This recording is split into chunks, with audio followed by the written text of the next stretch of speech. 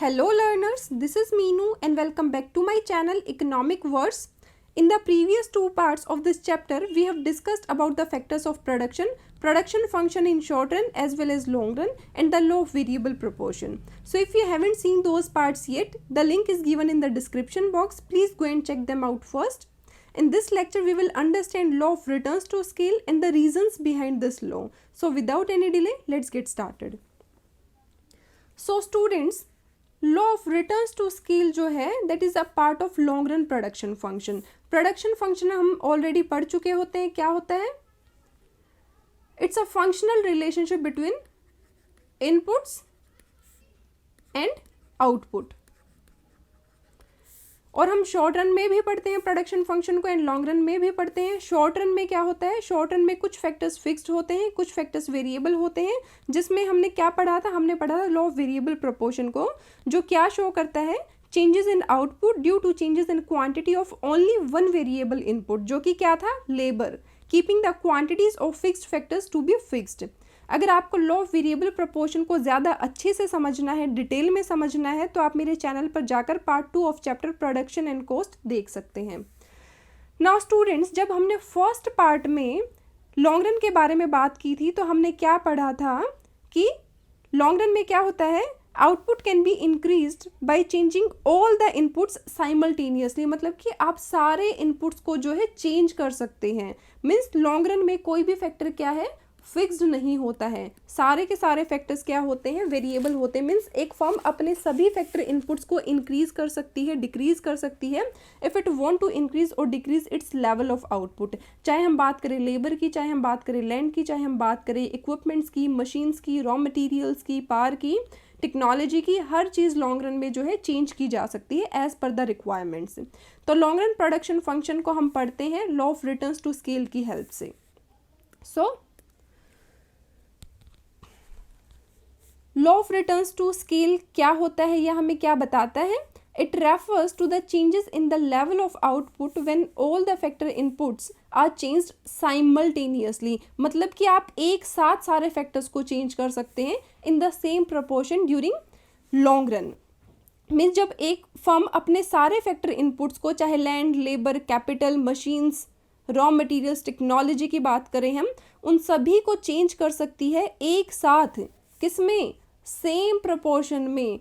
तो आउटपुट में क्या चेंजेस होंगे is stated by the law of returns to scale. कि इन सारे फैक्टर इनपुट्स की चेंज होने की वजह से जो आउटपुट है उसमें किस प्रकार के चेंजेस देखने को मिलेंगे, वही क्या बताता है? वही हमारा law of returns to scale बताता है. और स्टूडेंट्स, सेम प्रोपोर्शन से मतलब क्या हुआ? सेम प्रोपोर्शन का मतलब हुआ सपोज कि एक फर्म के पास दो ही फैक्टर इनपुट्स है, लेबर एंड कैपिटल. ठीक है, तो यह फर्म क्या करती है? पहले 1 unit of labour and 2 units of capital को जो है एम्प्लॉय करती है. तो यहाँ पर जो फैक्टर प्रोपोर्शन है बिटवीन लेबर एंड कैपिटल क्या हो गया? वो हो गया 1:2. तो अब ये अपने आउटपुट को किसी भी लेवल पर इंक्रीज करना चाहे, इसको जो प्रोपोर्शन है बिटवीन लेबर एंड कैपिटल वो 1:2 ही रखना पड़ेगा. मतलब कि चाहे ये 2 यूनिट्स ऑफ लेबर यूज़ करे तो इसको क्या करना पड़ेगा? 4 यूनिट्स ऑफ कैपिटल यूज़ करनी पड़ेगी. ये 40 यूनिट्स ऑफ लेबर यूज़ करे तो इसको 80 यूनिट्स ऑफ कैपिटल यूज़ करनी पड़ेगी. ये 800 यूनिट्स ऑफ लेबर यूज़ करेगी तो इसको 1600 यूनिट्स ऑफ कैपिटल यूज़ करनी पड़ेगी. तो हर केस में क्या? हर केस में जो फैक्टर प्रोपोर्शन है दैट इज़ 1:2. जो रेशो रहेगी लेबर एंड कैपिटल के बीच में वो रहेगी 1:2. ये इसका मतलब होता है कि सेम प्रोपोर्शन से चेंज होंगे सारे के सारे factor inputs. And law of returns to scale is a long run concept. Long run concept क्यों है बच्चा? क्योंकि here all the inputs can be changed simultaneously. आप अपने सारे इनपुट्स को चेंज कर सकते हो, अपने सारे रिसोर्सेज को चेंज कर सकते हो. Now students, law of returns to scale is divided और categorized into 3 stages of production. First is increasing returns to scale, second is constant returns to scale, and third is decreasing returns to scale. So let's start with increasing returns to scale. तो students, increasing returns to scale refers to a situation where proportionate increase in output is more than the increase in factor inputs. मतलब कि जो output है वो ज़्यादा proportion से जो है increase होता है than the proportionate increase in factor inputs means percentage change in output is more than percentage change in inputs, कि inputs जितने परसेंट से चेंज हो रहे हैं, जितने प्रोपोर्शन से चेंज हो रहे हैं, उससे ज़्यादा परसेंटेज या प्रोपोर्शन से चेंज हो रहा है आउटपुट में। इस एग्जाम्पल की हेल्प से समझते हैं कि जब 1 unit of labour and 2 units of capital एक फर्म एम्प्लॉय करती है तो वो प्रोड्यूस करती है 100 यूनिट्स ऑफ आउटपुट को, राइट। बट जैसे ही उसने अपनी क्वांटिटी ऑफ इनपुट्स को इंक्रीज किया, अपनी क्वांटिटी ऑफ इनपुट्स को डबल किया बेसिकली, कि 1 यूनिट ऑफ लेबर से कर दिए 2 units of labour and 2 units of capital से कर दिए 4 यूनिट्स ऑफ कैपिटल, तो क्या हुआ, लेबर की क्वांटिटी भी डबल हुई है एंड कैपिटल की क्वांटिटी भी डबल हुई है, तो जो आउटपुट है वो इंक्रीज हुआ है 250 यूनिट से। तो यहाँ पर जो आउटपुट में जो चेंज है वो कितना है, वो है 2.5 times, means more than double हुआ है जो आउटपुट है।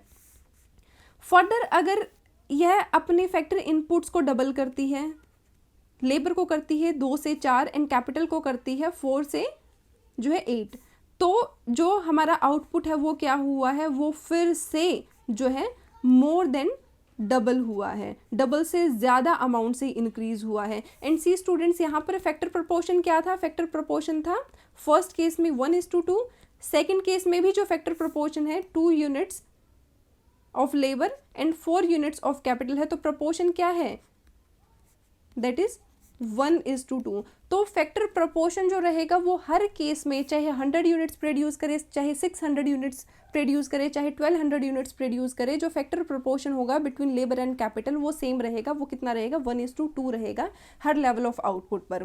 तो इंक्रीजिंग रिटर्न्स टू स्केल के केस में क्या हुआ है स्टूडेंट्स, कि जब इनपुट्स डबल क्वांटिटी से इंक्रीज हुए हैं या जो है डबल प्रपोर्शन से इंक्रीज हुए हैं, तो जो आउटपुट में जो इंक्रीज हुआ है वो मोर देन डबल हुआ है, मतलब कि जिस प्रपोर्शन से इनपुट्स इंक्रीज हुए उससे ज़्यादा प्रपोर्शन से जो है आउटपुट में इंक्रीज देखने को मिलता है। In increasing returns to scale are accumulated at the initial stage of production in the long run, कि लॉन्ग रन में जब इनिशियल स्टेज पर प्रोडक्शन होता है, जब इनिशियली एक फर्म अपने आउटपुट को इंक्रीज करती है लॉन्ग रन में, तो वहाँ पर हमें इंक्रीजिंग रिटर्न्स टू स्केल जो है देखने को मिलता है। नाउ स्टूडेंट्स, अब क्वेश्चन ये आता है कि क्यों मिलते हैं ये increasing returns to scale at the initial stage of production in the long run. तो students, economies of scale are the reasons behind accumulation of these increasing returns to scale. Economies of scale refers to the benefits or cost advantages accruing to a firm due to large scale production, मतलब कि large scale पर production करने की वजह से जो cost advantages हुए हैं, जो benefits मिले हैं, जो फ़ायदे मिले हैं, उन्हीं को हम क्या बोलते हैं, उन्हीं को हम बोलते हैं economies of scale। क्योंकि लार्ज स्केल पर प्रोडक्शन करने पर क्या होता है, जो per unit cost of production है वो क्या हो जाती है, वो रिड्यूस हो जाती है। फॉर एग्जांपल, लेट्स सपोज पहले एक फर्म जो है प्रोड्यूस कर रही थी 100 यूनिट्स ऑफ रिस्ट वॉच को,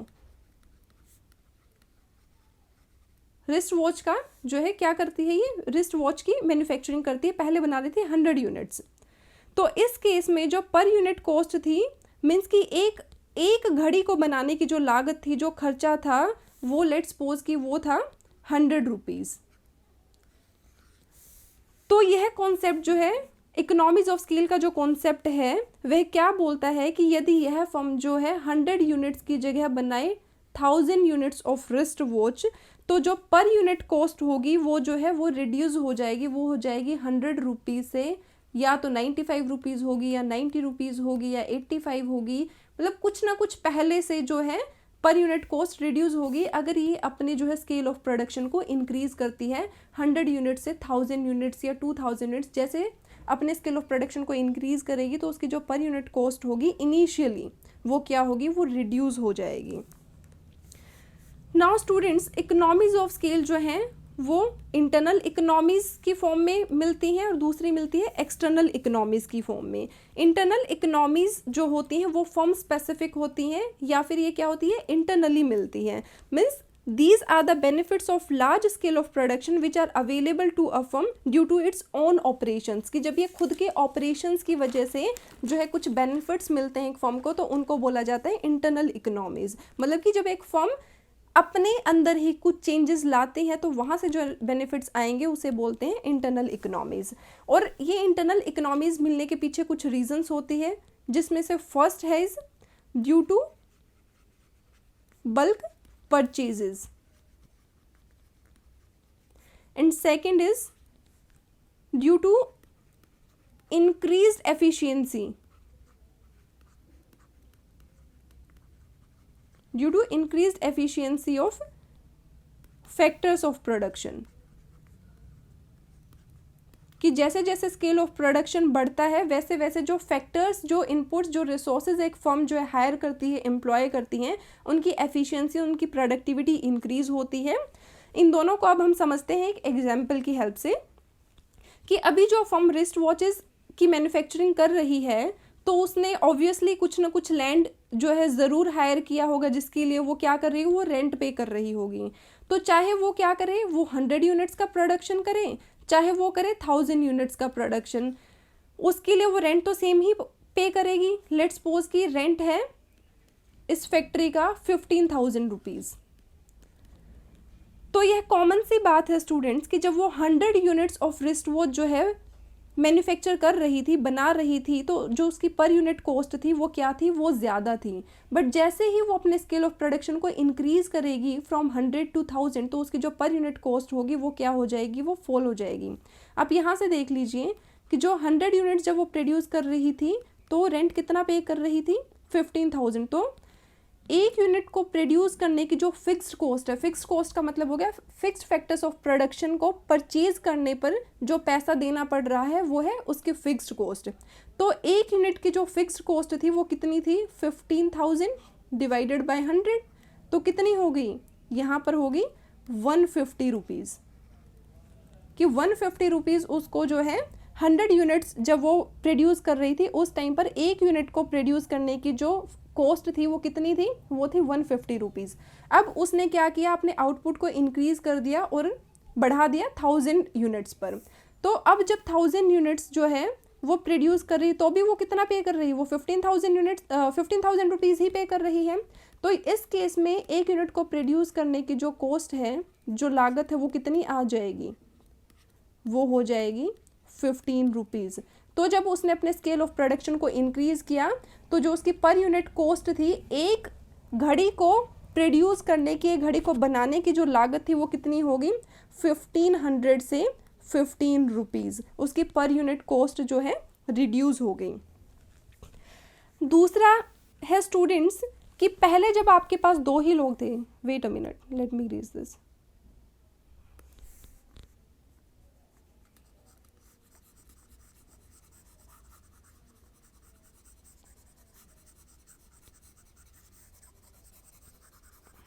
Wait.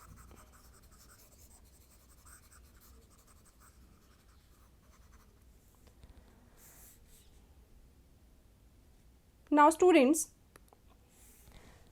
जब उस फर्म के पास दो ही लोग थे जो उस फर्म की प्रोडक्शन को भी संभाल रहे थे, मार्केटिंग को भी संभाल रहे थे, सेलर्स से भी वही डील कर रहे थे, एज अ लेबर भी वही काम कर रहे थे, मीन्स सब कुछ वही दो लोग कर रहे थे, सब कुछ उन्हीं ने संभाल रखा था। बट अब उस फर्म ने क्या किया कि अब उसने अपनी फर्म को जो है डिवाइड कर लिया अलग अलग डिपार्टमेंट्स में। एक हो गया प्रोडक्शन डिपार्टमेंट, एक हो गया सेल्स डिपार्टमेंट, और तीसरा हो गया मार्केटिंग डिपार्टमेंट। अब इन तीनों डिपार्टमेंट्स के लिए वो क्या करेगी, अलग से लोगों को हायर करेगी as per the qualifications required to work in these departments. मतलब कि हर इंसान को उनकी क्वालिफिकेशंस देखकर उनको डिपार्टमेंट्स जो है सौंपे जाएंगे। जिसकी सेल्स में अच्छा एक्सपीरियंस होगा, उसके स्किल्स होंगे, ठीक है, डील करने के, तो वो क्या करेगा, वो सेल्स डिपार्टमेंट में काम करेगा। जो मार्केटिंग में अच्छा होगा, एडवर्टीजमेंट में अच्छा होगा, वो क्या करेगा, वो मार्केटिंग डिपार्टमेंट में काम करेगा, और बाकी लोग करेंगे प्रोडक्शन डिपार्टमेंट में।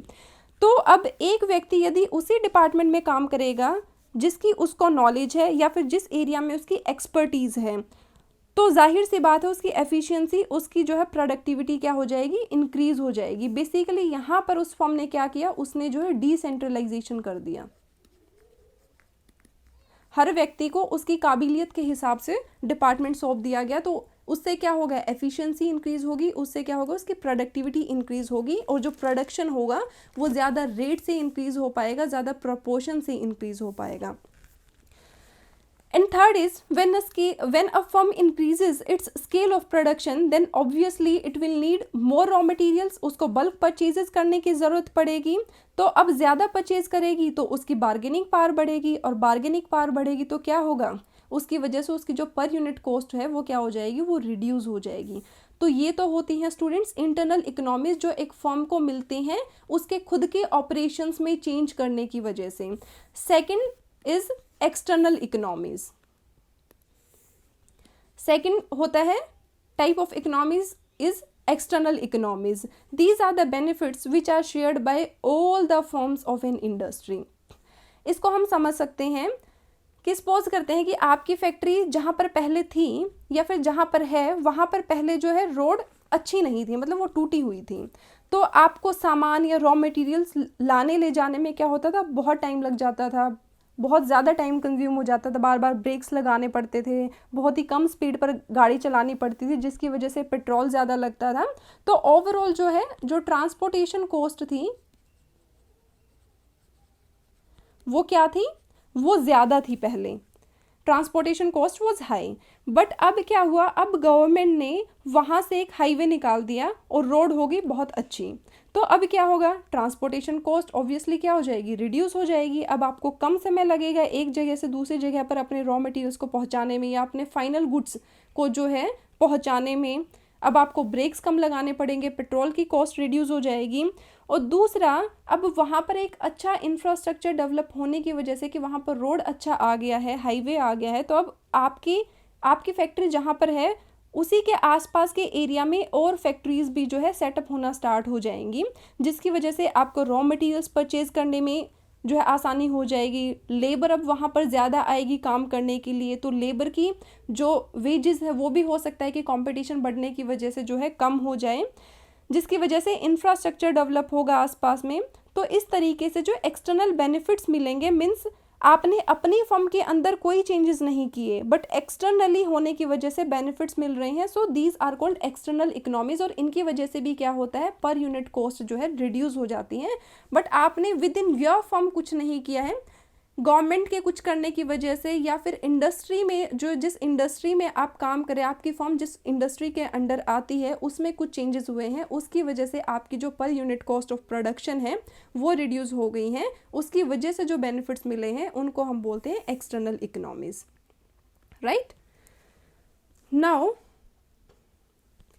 Second is constant returns to scale students. तो constant returns to scale means when the output increases in exactly the same proportion as the factors of production changes, means as the factors of production increases, means जिस proportion से आपके factor inputs में change आया है exactly उसी proportion से आपका output जो है change होगा। means जिस प्रोपोर्शन से आपके फैक्टर इनपुट्स इंक्रीज किए हैं एग्जैक्ट सेम प्रोपोर्शन से आपका जो आउटपुट है उसमें इंक्रीज होगा।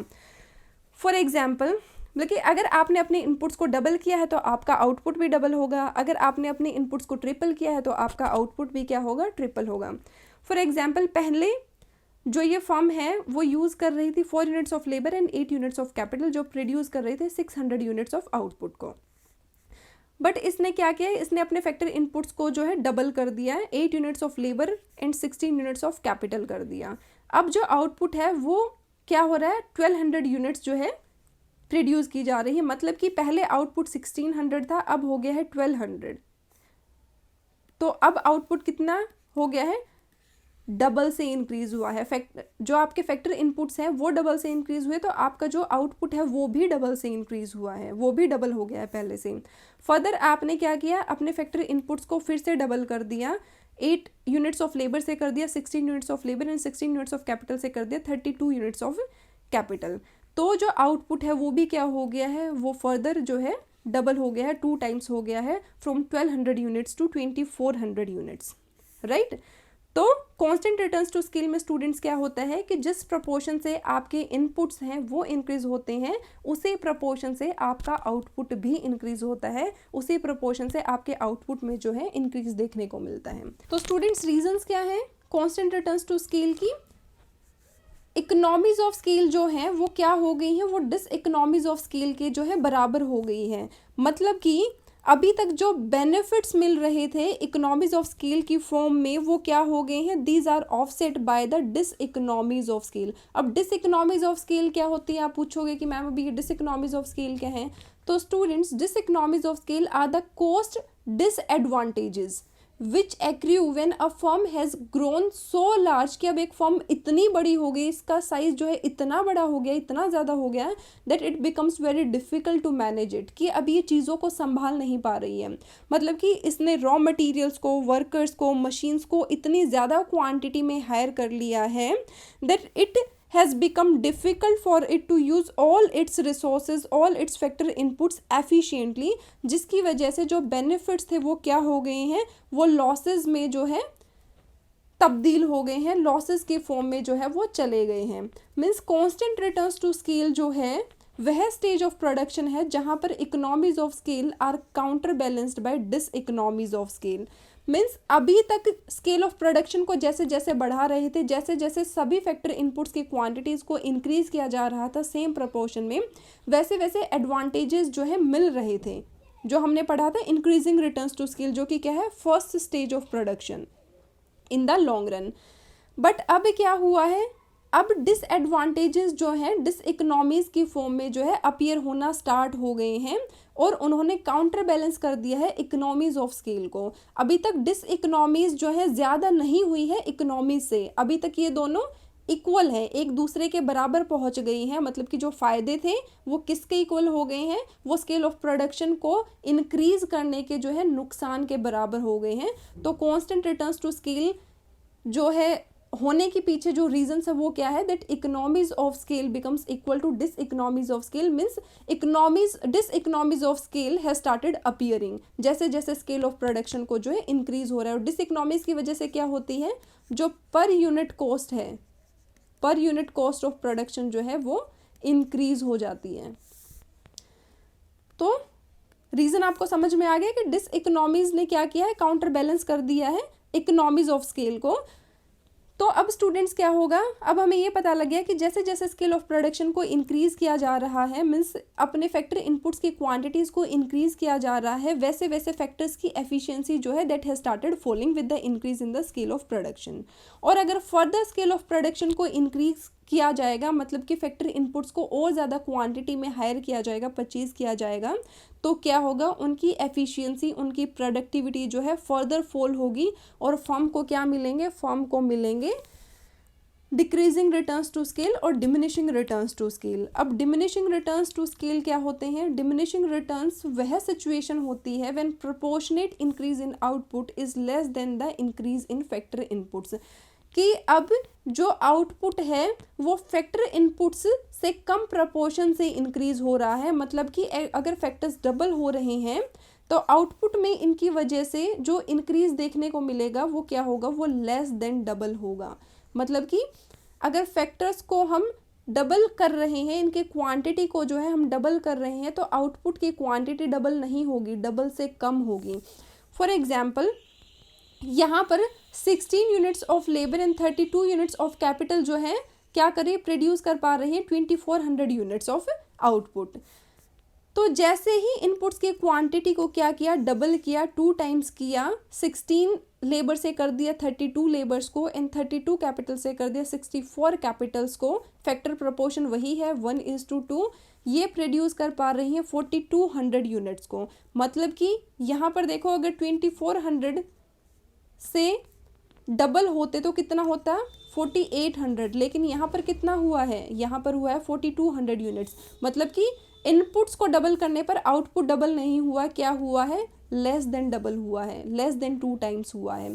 फर्दर इनपुट्स को जो है डबल किया गया, 64 units of labour and 120 units of capital, तो आउटपुट फिर से क्या हुआ है, फिर से लेस देन 2 टाइम्स इंक्रीज हुआ है, लेस देन डबल हुआ है, राइट।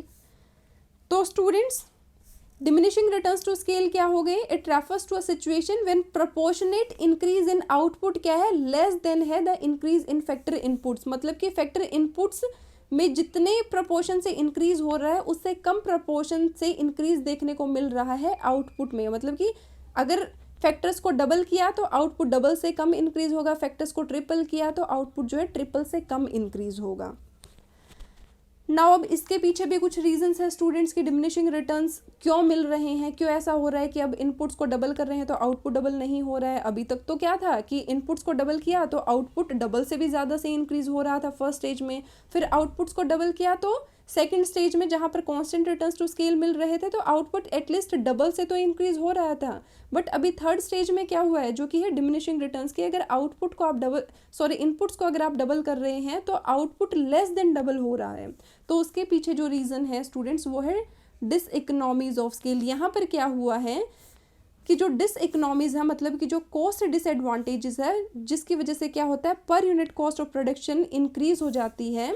यहाँ पर क्या हुआ है इनकी वजह से जो डिसइकोनॉमीज हैं, डिसइकोनॉमीज ऑफ स्केल ने क्या कर दिया है, ऑफसेट कर दिया है किसको, इकोनॉमीज ऑफ स्केल को।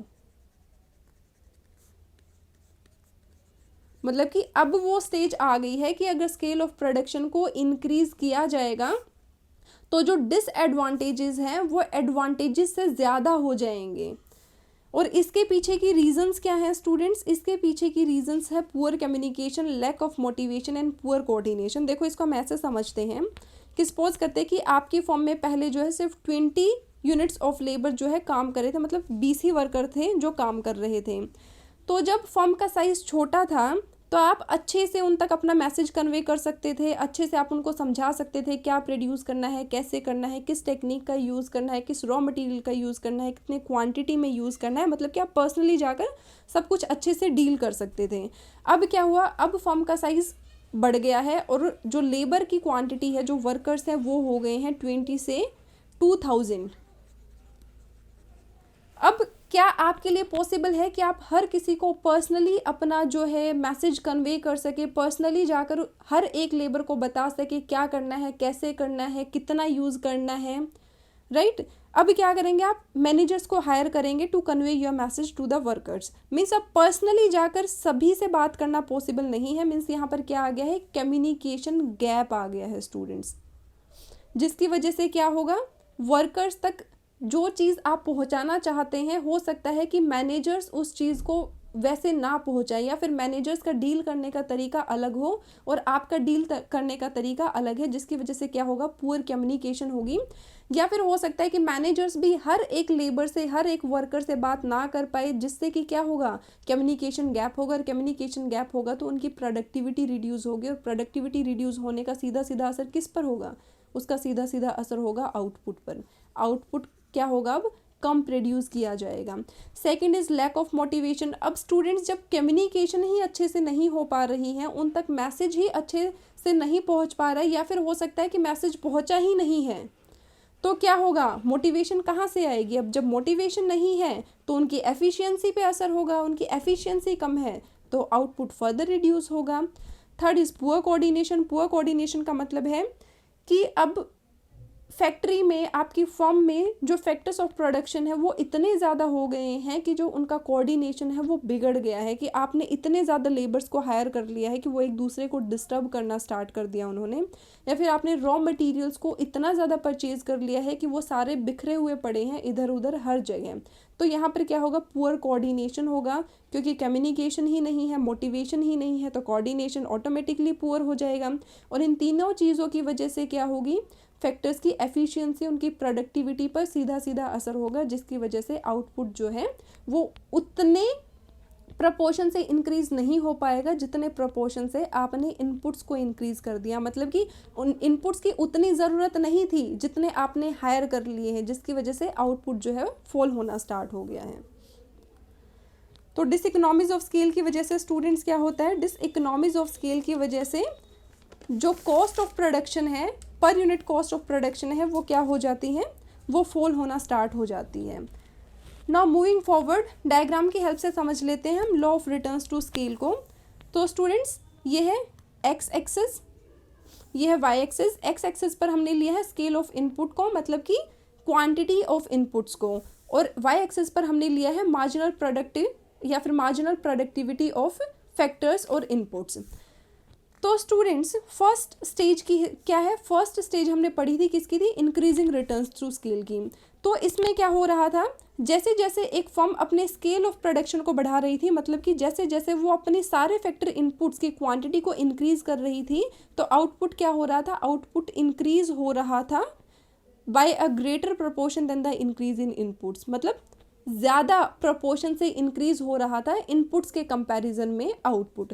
तो ये किसकी स्टेज होगी, ये स्टेज होगी इंक्रीजिंग रिटर्न्स टू स्केल की। और इसका रीज़न क्या था फर्स्ट स्टेज का, इकोनॉमीज ऑफ स्केल, कि यहाँ पर जो इकोनॉमीज ऑफ स्केल थी वो अपीयर हो रही थी जैसे जैसे स्केल ऑफ प्रोडक्शन को बढ़ाया जा रहा था। इकोनॉमीज ऑफ स्केल का मतलब हो गया कॉस्ट एडवांटेजेस, जिसकी वजह से per unit cost of production जो थी वो रिड्यूस हो रही थी। नाउ सेकंड स्टेज किसकी थी स्टूडेंट्स, सेकंड स्टेज थी कांस्टेंट रिटर्न्स टू स्केल की, जिसमें क्या हो रहा था, as the factor inputs are increased, output increase हो रहा था but by the same proportion, जिसकी वजह से जो मार्जिनल प्रोडक्ट कर्व है यहाँ पर क्या होगी, वो होगी इट बिकम्स हॉरिजॉन्टल। और इसका रीज़न क्या था कि यहाँ पर जो इकोनॉमीज ऑफ स्केल थी वो किसके इक्वल हो गई थी, वो हो गई थी डिस इकोनॉमीज, मतलब कि डिस इकोनॉमीज ऑफ स्केल ने क्या कर दिया था, काउंटर बैलेंस कर दिया था इकोनॉमीज ऑफ स्केल को। अभी जो लॉसेस थे स्केल ऑफ प्रोडक्शन को बढ़ाने के वो अपीयर होना स्टार्ट हो गए थे और किसके इक्वल पहुंच गए थे, इकोनॉमीज के, मतलब कि एडवांटेजेस के। अब थर्ड स्टेज जो है स्टूडेंट्स वो किसकी है, डिमिनिशिंग रिटर्न्स टू स्केल की। इसमें क्या है, जो मार्जिनल प्रोडक्ट कर्व है फैक्टर्स की या फिर इनपुट्स की वो क्या हो गई है, वो फॉल हो रही है थ्रू आउट। तो इसमें क्या था, इसमें जो आउटपुट था वो इंक्रीज हो रहा था by a lesser proportion than the increase in inputs. और रीज़न क्या था, diseconomies of scale, sorry diseconomies of scale क्या थी, वो ज़्यादा थी इकोनॉमीज ऑफ स्केल से, मतलब कि डिसएडवांटेजेस ज़्यादा थे, एडवांटेजेस कम थे स्केल ऑफ प्रोडक्शन को बढ़ाने के, क्योंकि फैक्टर्स के बीच में कोऑर्डिनेशन ही नहीं था, मोटिवेशन की कमी थी, उन तक मैसेज जो था, जो इन्फॉर्मेशन थी वो प्रॉपरली कन्वे नहीं हो पा रही थी और कुछ तक तो पहुंच ही नहीं रही थी, क्योंकि जो लेबर थे वो इतनी ज़्यादा क्वांटिटी में आपने हायर कर लिए थे जितने की ज़रूरत भी नहीं थी, जिसकी वजह से फर्म की जो एफिशिएंसी थी, उसकी जो प्रोडक्टिविटी थी वो क्या हो रही थी, वो फॉल हो रही थी और ओवरऑल आउटपुट जो है फर्म का वो फॉल हो रहा था। So these are the three stages of production. First stage is of increasing returns, second stage is of constant returns and third stage is of diminishing returns to scale, right. So students, this was the law of returns to scale, which is a very important concept for board exams as well as NTA NET exam. So I hope it is clear to you all now, but if you still have any query, please write it down in the comment section. In the next lecture we will discuss about cost and its types, so stay tuned. Thank you very much and keep learning with economic words.